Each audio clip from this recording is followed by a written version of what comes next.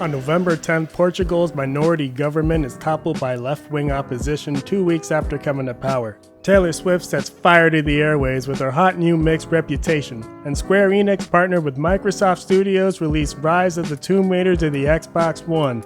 Now I don't own an Xbox One, because I don't have brain damage or nothing, so the PC version of the game it is. I originally began this review like any other, with my handy dandy GTX 970. But because this is one of the worst optimized titles I've ever dealt with, I've been forced to interact with one of the many professionals at the Best Buy Corporation. Ryan, your hair is all American like the wings of an eagle. I really appreciate the expert sales opinion. Thanks, man. This collection of opinions reviewing cost almost $800 to make, but I am determined to show you these titles at their absolute peak graphical performance. Nah, that's not really true. The 970 can handle the highest settings, save a few things, but recording while playing was a no-go. Even on medium-low settings, recording while playing was a no-go. I'll be sure to point out when it's footage from the old 970 and footage from the 1080. Your magnificence proliferates within me like the birth of a new star. Unlike the last title, which filled me with the kind of rage one feels when something they love is utterly copulated, Rise of the Tomb Raider has a little more structure to it, so I'll be able to examine the title in the manner to which I have become accustomed over the last 2 years of this fatuity. Rise of the Tomb Raider was released back in 2015 for the Xbox One. The following year would see the titles released for the PS4 and PC. It follows the story arc of our 2013 iteration of Lara Croft, only she's undergone some more changes, some for the better and some for the worse. The model changes made from Underworld to 2013 just kinda struck me as a marketing thing, like a way for them to play the human angle. Look, she's like less of a caricature, her proportions aren't hypersexual anymore. But the changes made in 2015, these rev me in a completely different direction. Remember, we're currently in a climate where games aren't released to us, or people get offended Mario got a job at Del Taco. These feel like pandering changes. I've already ranted about this twice, and I don't want to be one of those channels that's like, the feminists said this! Women were mad about more attractive women! Fuck the male gaze! Why don't men like me? Let's just skip it. For all intents and purposes, this ain't Lara. This is Lara. This is one of those Hollywood actors whose career turned to adult films after her debut. This is like fucking Kirsten Dunst in a wig stars in a Russian war movie. This is just some plain Jane asshole that can honestly be swapped out with anyone else. Let's call her Anne. Her? They just seem like they're really proud of this for some weird reason. Yeah, took the sex out of Lara Croft. Now she's a completely forgettable protagonist. So for most of this review, actual Lara Croft will be manning the footage. Croft Manor makes its first proper return since the anniversary, though it's only through DLC. Like Underworld, this game's conduct with DLC is really bad. Not as bad as Underworld, since everyone at least has access to all the Intra content, and it's all packed within the 20-year anniversary edition. I guess I shouldn't say it does it badly, it's more sinister.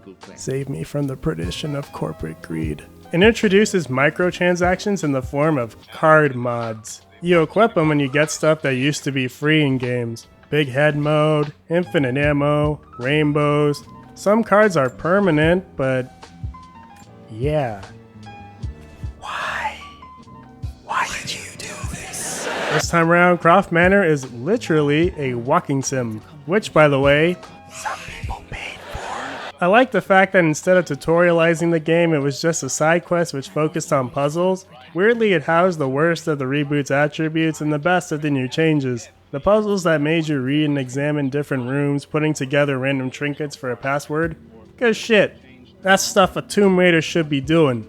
The obsession with narrative, tightly controlling and coercing my movement, and Anne not shutting the fuck up unfortunately makes the majority of the experience. What it comes down to is a few rooms you can observe, references to Tomb Raider 2 because it's the 20th anniversary and we're letting an independent developer handle the remake for that game, and a lot of dialogue. No platforming, no shooting, just some light brain teasers spread out between the story of Anne's insanity and a hunt for a safe code. Hopping in the main story, we find ourselves with Tito from Rocket Power, who is the only returning member of the Breakfast Club. Now, I've already gone on a half-hour tangent about game narratives and how to mesh a game with the story somewhat correctly. Rise of Ann Coulter is equally bad to its predecessor in the story department. It thinks it's the shit, it's in your face, and it's fucking contrived. People don't even talk like real people in this one. We swapped out the white nerdy guy talking about his dance career to characters speaking in a way a 13-year-old would write it. Listen to this shit. Listen to this. It is the greatest cruelty of life that we're all too swiftly taken from it. Someday, you'll understand. Talk! No! We may not be enemies. I can see that. I suspect you do too. I cannot wait to leave this frozen hell. Soon, you will have your day. We both will. You could have left me in that river. Would you have left me? I can't do that. Can't. Or won't. No. We seem to be making a habit of saving each other. Jacob would never trust an outsider. Don't lose faith, Anna. This is God's will. Our success is inevitable. I have to do what I can. You spilt blood for us. I want to help. This will not be easy, brother. The holy path is not meant to be easy. Cliff Notes version is Anne joins a turf war between a gang, an immortal, and his followers in the Deep South. The object of interest here is the divine source. It makes shit immortal. The source is not meant for the world! You're seeking it out because Daddy did it, and for some fucking reason, Lara has to be obsessed with one of her parental figures. A gang is also after it. They've hired a psychotic religious nut. His sister fucked your dad. This guy's been alive for the last 800 years, and it basically devolves into war politics. If I were you, I would just skip it. It's not very good. We start off in the footprints of 2013, following Tito slowly in a straight line, so we can get thrown to some quick time events, and then have what I like to describe as the developers or whoever dangling shiny keys in your face, because it's assumed you will be bored if something isn't blowing up right off the bat.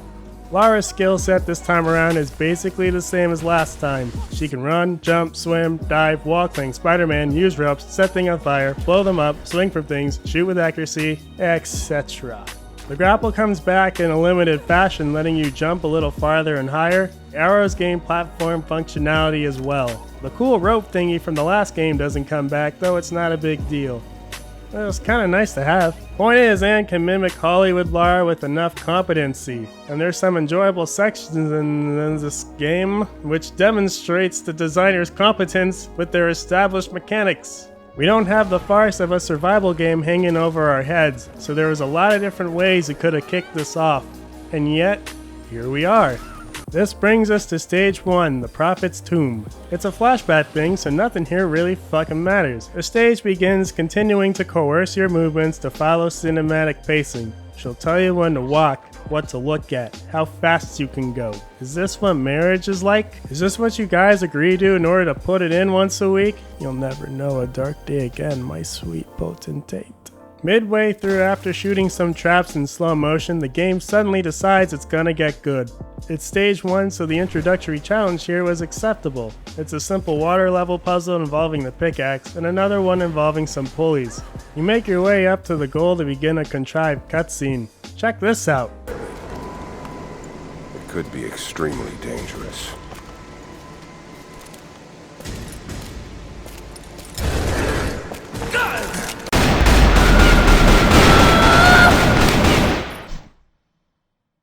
At this point, Anne should be dead. No questions asked.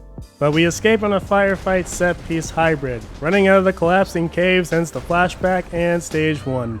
The Siberian wilderness is where things should have started. After the introduction and lackluster first stage, I had my ass lotion set aside for the battery ram of cutscenes, quick-time events, and set pieces. I was gonna power bottom that shit and phone this in for a prostitute's paycheck.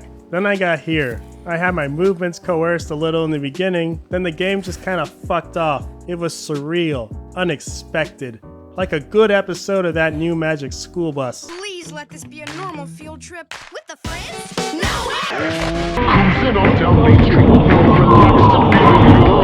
Suddenly I was just out my own, decent sized area, some stuff to look at. Yeah, there's a path you need to take, but being able to deviate this early was pretty nice. You find a bear that Anne refuses to fight without poison arrows. So after you craft them, we just decide we're a little too tired to continue. Check this shit out. This is the smartest motherfucker in Tomb Raider. Look at that. Not a trace of hesitation. Put this guy in charge. He knows what's up. This transitions into one of the better combat segments. This stage really got me thinking at why I hated the firefights in 2013. Its lowest common denominator cover-based shooting, yeah, but I find myself willing to tolerate even the simpler stuff like this in other games. So let me try and explain myself a little better, rather than just raging about it with memes. Compare Lara to like Leon, or Isaac, or Marcus. Hell, compare her to whatever fucking soldier you're playing as in a Call of Duty game. When you're in a firefight, these games look almost identical, and that's completely baffling to me. The safest course of action, nearly every time you fight a group of enemies, is just to pick a spot behind cover and pop headshots until the threat's over.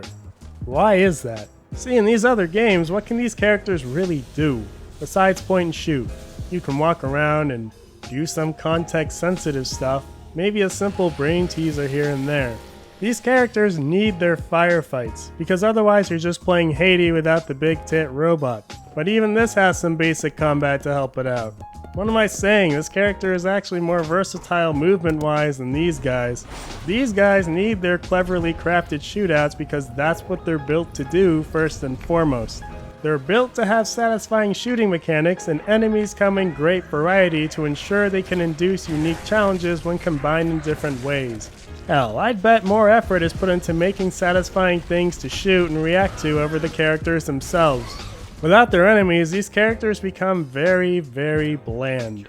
Lara is an entirely different story. Now she can point and shoot as well as any of her peers, and on top of that she has all this other shit going for her. Without her firefights, we have a game where you explore and are challenged in your ability to observe and move around your environment with a diverse move pool of tricks. This game stands on its own by itself. People have been willingly buying it for a decade. On top of that, enemy variety is easily one of the game's weakest departments. In 2004, I had the Hispanics with chainsaws, their cousin Esteban, fucking Miguel who won't die, giant flies, Wolverine, sneaky cousin Larry, hentai monsters, dog hentai. There was a distinction, strengths, weaknesses. Now what do I have?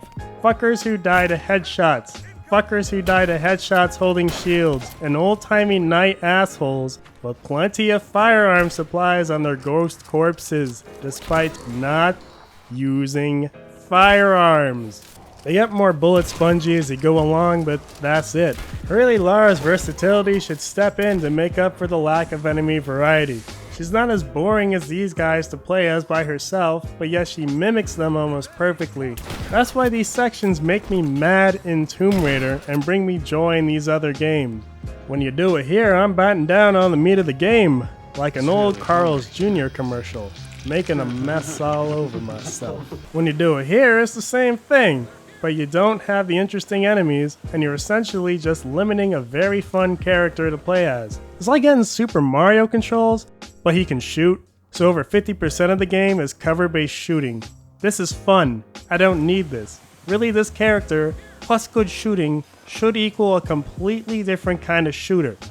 Maybe Lara's on the hunt for some fucking bullshit, like a bust from that 90s Godzilla movie. But her wacky adversary, Count Scrooge McQuack, and sidekick Launchpad keep getting in your way. You've just platformed up an old-timey Zeppelin. You're right there, but then blown off your platform down to a lower level by McQuack's rocket launcher. You guys are too far apart to just start shooting the shit out of each other, so you take out your rocket launcher, and you just try to blow each other's platforms out of the sky. You gotta move around and fuck that guy's half of the Zeppelin before he fucks yours. Make the fight about keeping yourself on stable footing and destroying his part of the stage. Put all this flashy key dangling to practical gameplay use. Splice together the platforming and the firefighting. Fuck that! What if you're in the jungle and Viceroy Quindle Myerscow, expert world animal hunter, gets you in one of his world famous Saturday morning cartoon traps? You fucking step on the wrong stone or some shit, he just triumphantly hops out of whatever hiding spot he was in to laugh at you. Yeah, the rare Destiny's Child Hiccups is finally mine, but I like next time, Miss Croft. Just fucking pulls a lever and like just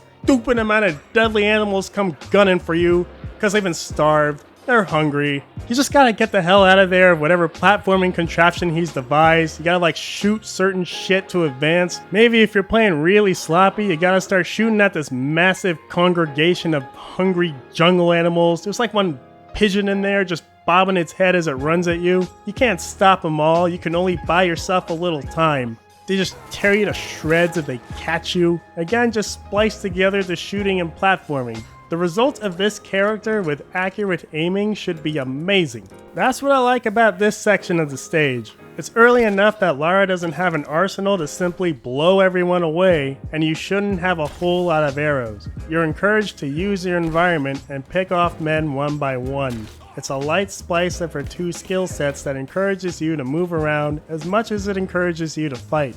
Really, the game should have just started here, because we get crafting, looting, exploring, and combat. The beefy Carl's Jr. Deluxe hamburger I've been craving to bite into.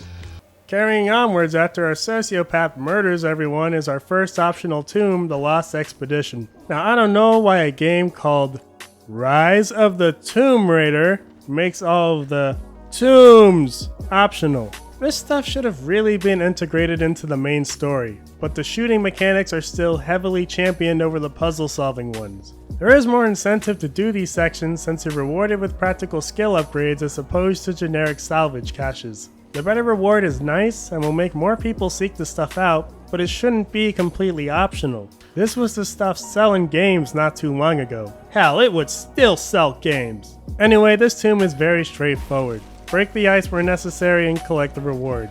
Good job, Lara. Good job. And take some notes. Next stage is the Soviet installation, which is another firefighting stage. The positive here is that they give you a way to stealth through most of it, which will pay off in higher difficulties. You can distract folk by throwing bottles, slowly and methodically press forward so that every guard isn't on your ass, then get tossed into a brief forced firefight in the end after blowing up a garage door. Once again, the game will decide when you're ready to have items, forcefully passing off a handgun to you. There's no room for error or missing equipment for the lazy explorer. The game will be sure to pass off items to you as you need them. I don't get the mentality behind this. I just know it's a very expensive game that needs to appeal to money. Anne's a way bigger slut than Lara could ever hope to be, and she sold out to Honda. Stage 5 is the Hunter's Grounds, which is the exact opposite of the previous stage. You get a decent sized chunk of land, enemies you fight or ignore, bonus shit for exploring. What the fuck? Why isn't all of it like this? It managed to recapture some of that nice ambience felt in the classic games, where you just be looking around space, searching for what to do next. You can also accept a side mission from a guy here if you're going for the 100% completion. If you know where to go, it's a really brief stage. Go straight, climb up a wall, and break into the prison. But on your first go, you won't really know that, and get some nice downtime.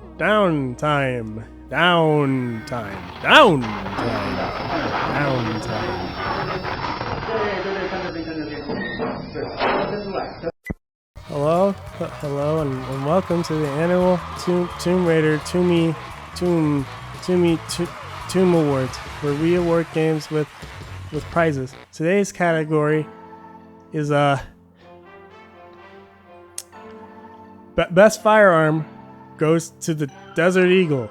Firepower of a shotgun, accuracy of a sniper rifle. This gun served all purposes in its debut title and hasn't come back since. Satisfying sound effect. Outperforms a fucking rocket launcher at killing giant spiders. It's the only weapon you're guaranteed to have in this game. Because they know it's necessary. So congratulations to the best firearm we'll never see again. Again.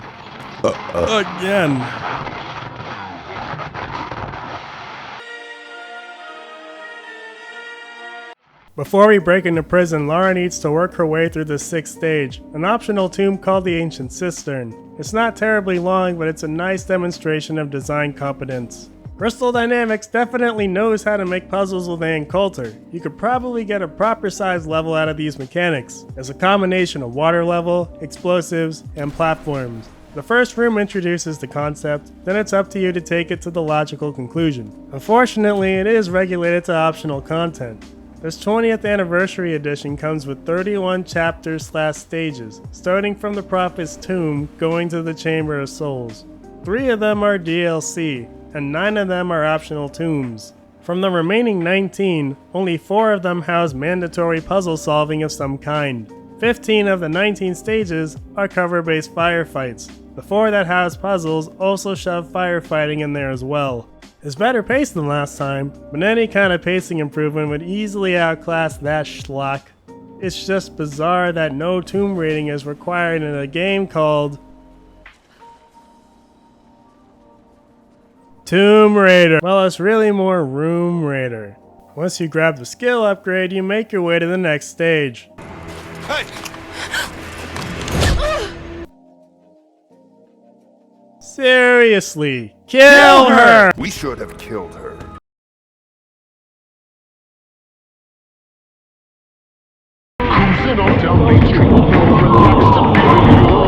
But the woman who fucked your dad wants you to join him. And gets mouthy in this religious knot quickly climbs to the top of my favorite villains list for this simple act. So we basically say we refuse to join forces. I've seen how Trinity operates. Is that a no? It's a no fucking way. You know, this woman will actively try to stop you and get in your way. She spelled it out for you. So what do you do about it, you senseless, brain-dead, imbecilic, inane, foolish, fuck-ass bitch? Just lock her up. Well, it doesn't matter. Anne should have been dead here. We find an immortal who's locked up, probably because they couldn't kill him. Then Lara breaks out, and breaks him out too after a discussion about trust. This slow section turns into another stealth kill sequence. This is the best take on firefights the team has implemented. It's more about using wit as opposed to gunning down everyone in a blaze of sociopathic behavior, especially on harder difficulties. Once everyone's dead, the game decides you're ready for the next weapon, and we devolve back into Gears of War gameplay. Then this stuff happens.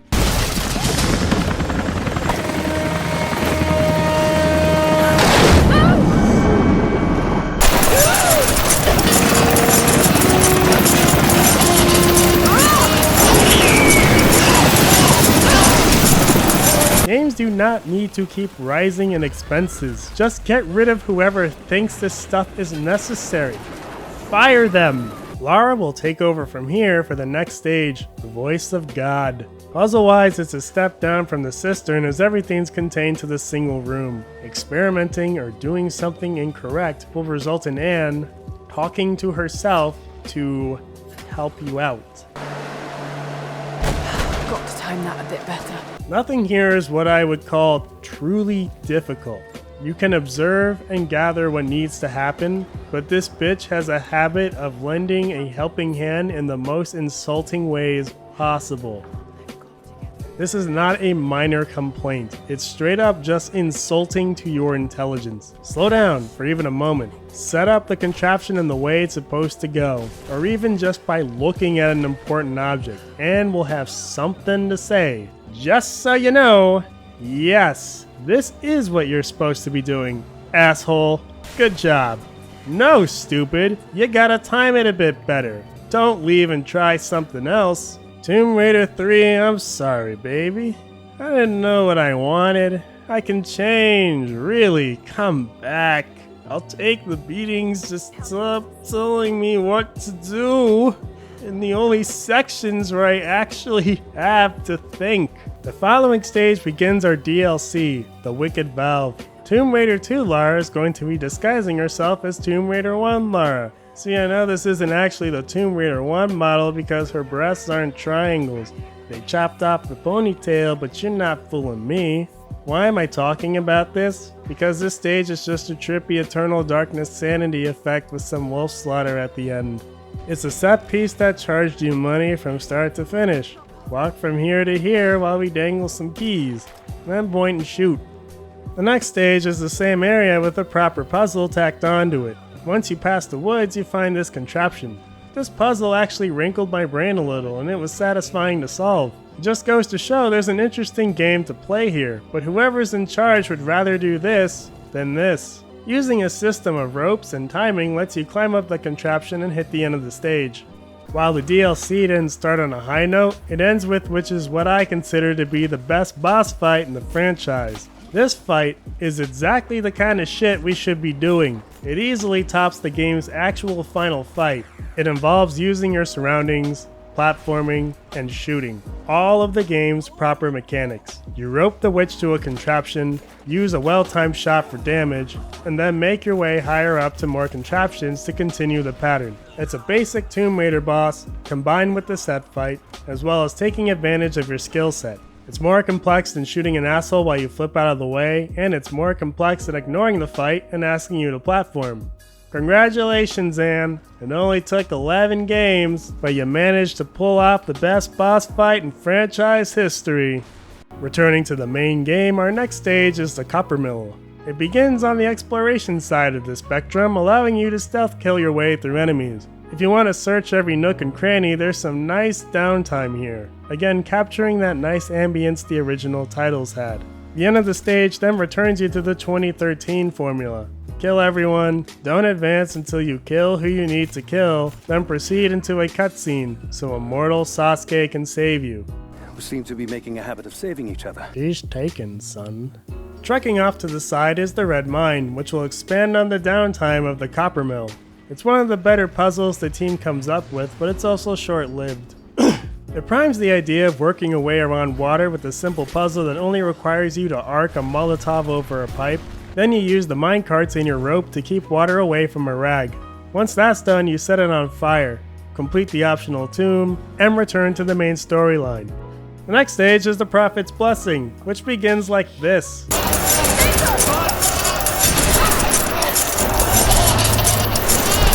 I thought this was going to be how the rest of the stage played out, but the confusing pacing of this game just shifted to puzzle mode. After the 2013 introduction, the game hands you a combat knife. You take this to work your way up an elevator and find this massive room. There's only two things to do here. Head to the right and cut a rope, then head to the left and fill a bucket so it finishes breaking the door.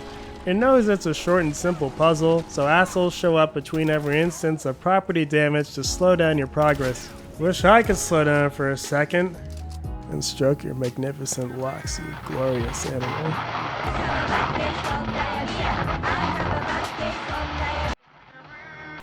And now for best outfit. Judging people completely on the basis of their looks. We've got shorts, shorter shorts, a form-fitting superhero costume, jackets, dresses, and homages to Mother Russia. Let's put it to a vote. Best Tomb Raider outfit of all time.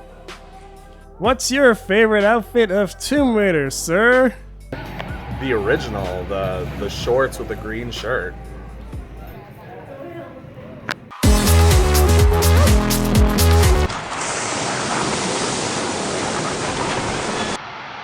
The House of the Afflicted is our next stage. It's also an optional tomb. For one new mechanic, the team really got their mileage out of the rope connection. First, it was just simply attaching it to walls and pulling on stuff, but the way it's used in the optional tombs is really inspired. The team still got it, but they're just not allowed to show their mastery of level design for most of the game. It's a damn shame. Seeing how far other games push simple mechanics, you can probably go a lot further with this rope connecting stuff, but I guess for now suspending platforms is good enough. Following that is The Village, which is probably mimicking the Uncharted 2 thing, where you fuck around in a village. This is where Ann Coulter swaps from wannabe Tomb Raider to basically a mercenary that talks about war politics. It just doesn't feel like Tomb Raider at all. It's all about helping the village, casualties, sorties. It's stupid. The stage is fantastic downtime though. You're allowed to explore and dick around with some mechanics. If you're speed running the bitch, you'll go straight for the tower and light it up to end the segment, but you're not forced to do so. The game's had jarring pacing so far, but it's definitely better than the last go. The trend seems to be taking open areas and evolving them into key dangling firefights, and the same is true here. Lighting the tower and heading to the waypoint will kick off Saving Private Ryan. You are now not stupid enough to use the shotgun, so here, shoot stuff. You can extend village downtime with the following stage, the Catacombs of Sacred Water, which once again takes the rope attaching concept in a new direction with another short-lived puzzle. Just rope some boats and jump over a raging stream. The Acropolis is a really bad war movie. You fight with the rebels, get grenade arrows, but the summary is essentially Call of Duty. No, really. The following stage is also Call of Duty. Laura, I'm here, but we're taking fire from the choppers. I need you to get Trinity's attention. Stage 20 is welcome downtime, though it's an optional tomb, so you might miss it. The Pit of Judgment isn't a particularly hard puzzle, it's just well put together. The trick is in facing the minecarts correctly so that they spin into place. The result is property damage and getting yours. The approaching Storm chapter begins as a Metal Gear game, transitions to a Call of Duty game, then resumes Tomb Raider function. It was one of the ones with weird pacing. I welcome the stealth stuff as always, and the grapple hook sort of returns here. You can throw it to extend your platforming height. Since you already have the rope connecting mechanic, it doesn't double as a puzzle solving tool like it did before. It did make for a nice little platforming segment at the end of the stage. The Flooded Archives plays out similarly to the last stage. There's no stealth here though, and you start by killing a mandatory number of men before proceeding. Where are all the female members of Trinity? Is Kate Hudson the only one? Seriously, where are the faceless women to get gunned down? Well, anyway, you get a thing to let you breathe underwater forever, and then come upon one of those mandatory puzzles.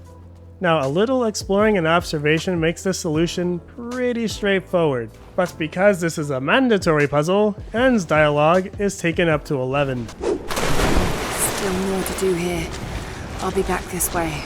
I wasn't even trying to leave, I was just heading around to where I needed to go, but Anne wants to make sure you'll get back to the mindless shooting as fast as possible. Don't let the person have a remote possibility of getting lost. Tell them when they're finished. Still more to do here. I don't even want to joke about it. This shit's just straight up insulting. Anne talking to herself is one of the worst things about this game, bar none. So solving the puzzle becomes more of this. Oh no! No. I get it! Uncharted makes money! The next stage is one of the more complex optional tombs, but I guess even optional tombs gotta get that helping hand. That did it. Damn. It's not gonna stay. Must be some way of keeping it in place. I know what I have to do. I simply slipped up. I've been doing pretty creative rope attaching puzzles, yet you have to explain to me to use the rope attachment. It's not mind-blowing or anything, but it's a good water level puzzle that requires you to use the boat and place it in smart positions. That's the line. You're my favorite. I fucking adore you.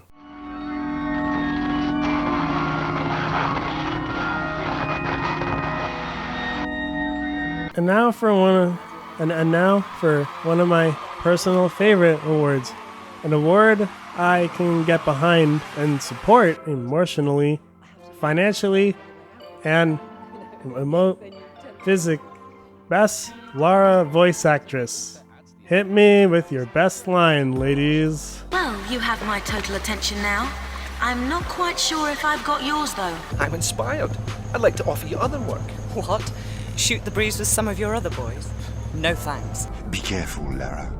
I fear there are things in the vaults man was not meant to see.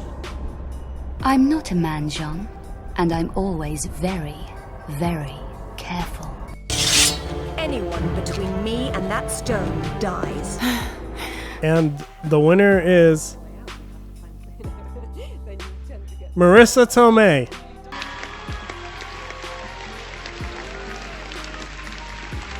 Nah, let's be basic and give it to Gibbons. Her?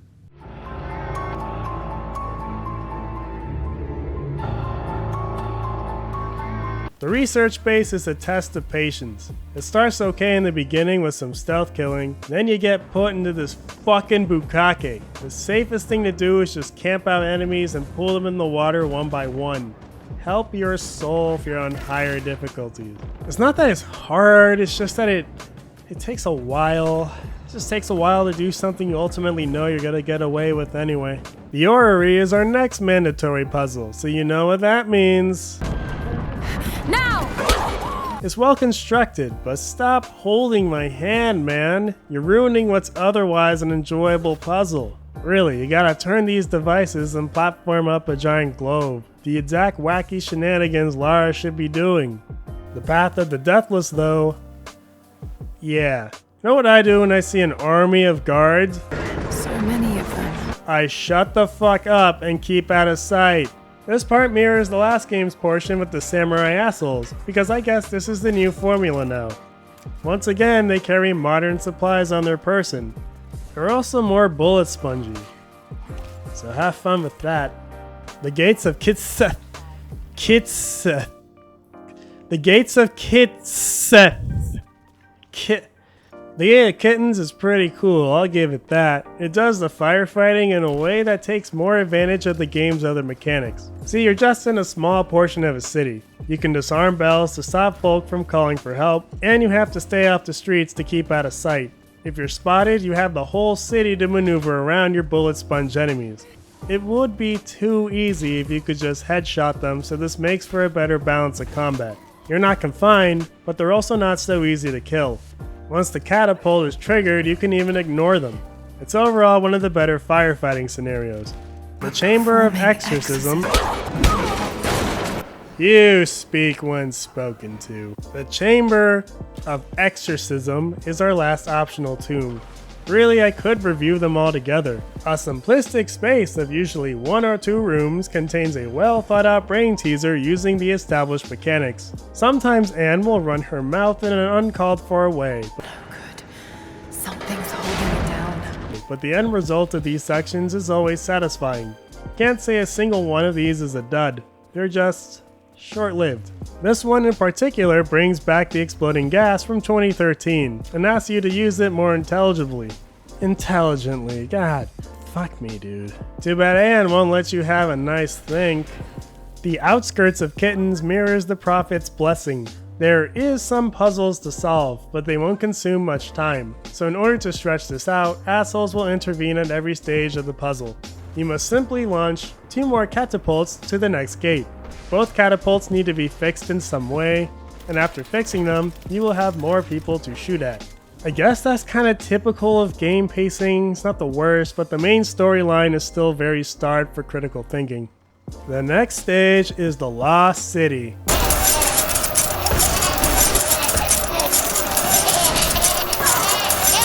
This leads to the final stage, the Chamber of Souls, which is really just our end boss fight. It actually tries to have a boss fight here, so it's definitely leagues ahead of 2013. You know, a final boss with unique mechanics to it? The witch fight is still far superior to it though. You shoot bombs in the sky next to the chopper 3 times so it blows up. In between these moments is cover-based shooting. Once that's done, this fuckwit takes your bow, so naturally that means he's taken all of your other guns.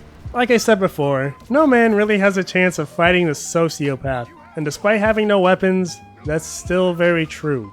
He doesn't have a counter to this. I could literally just stay here and kick his ass like forever. He will not retaliate. But I gotta play it the game's way and instigate QTEs with this smoke bomb shit. I mean, I could beat him senseless. There's nothing intense about this. Once you kill him off, you find Kate Hudson. We can change the world. What unique and interesting dialogue you have. Death is a part of life. That's easy for you to say.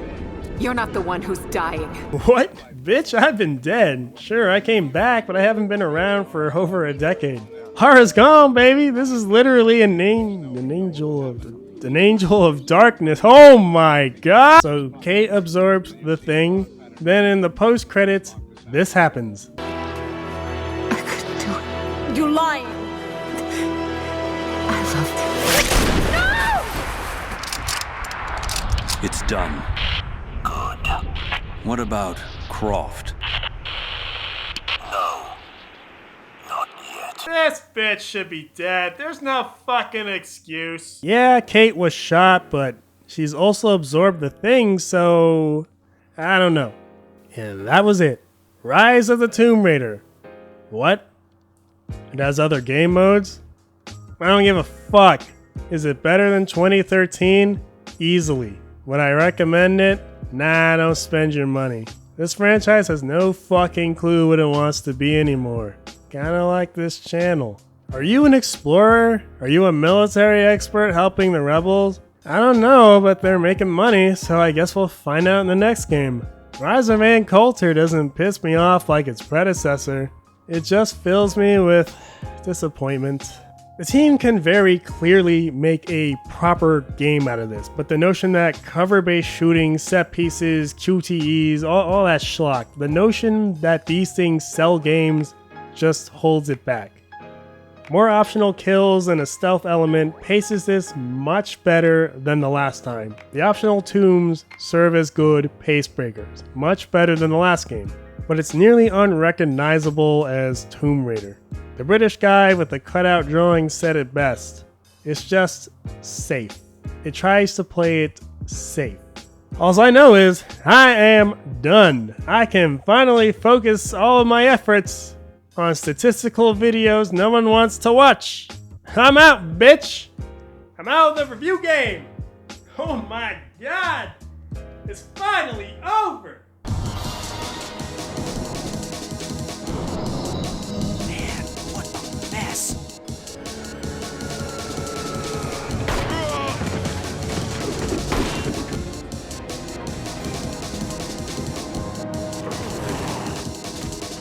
I show you. I can't keep running away.